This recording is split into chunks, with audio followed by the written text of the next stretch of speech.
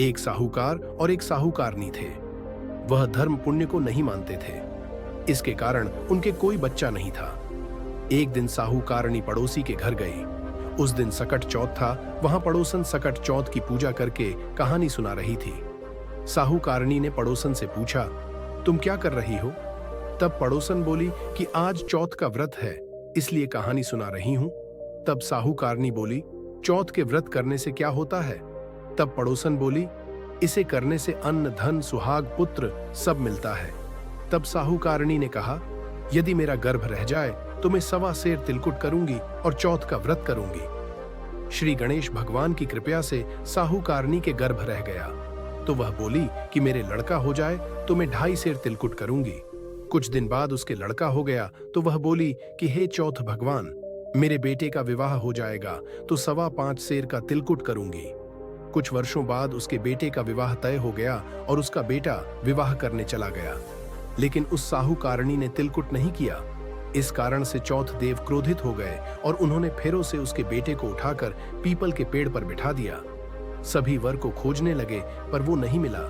हताश होकर सारे लोग अपने अपने घर को लौट गए। इधर जिस लड़की से साहूकारनी के लड़के का विवाह होने वाला था, वह अपनी सहेलियों के साथ गणगौर पूजने के लिए जंगल में दूब लेने गई। तभी रास्ते में पीपल के पेड़ से आवाज आई, ओ मेरी अर्धब्याही। यह बात सुनकर जब लड़की घर आई, उसके बाद वह धीरे धीरे सूख कर कांटा होने लगी। एक दिन लड़की की मां ने कहा, मैं तुम्हें अच्छा खिलाती हूँ, अच्छा पहनाती हूँ, फिर भी तू सूखती जा रही है, ऐसा क्यों? तब लड़की अपनी मां से बोली कि वह जब भी दूब लेने जंगल जाती है तो पीपल के पेड़ से एक आदमी बोलता है कि ओ मेरी अर्धब्याही। उसने मेहंदी लगा रखी है और सेहरा भी बांध रखा है।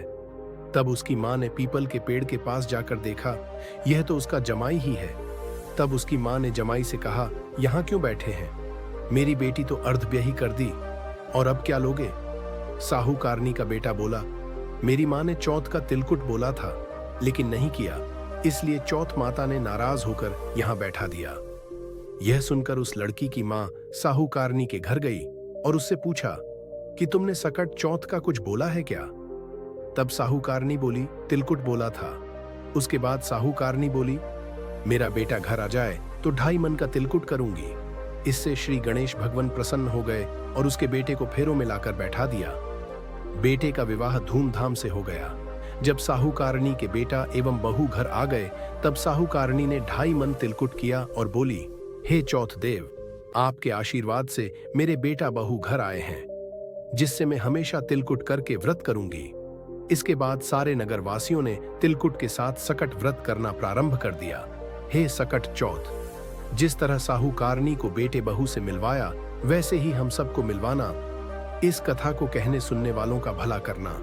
बोलो सकट चौथ की जय, श्री गणेश देव की जय।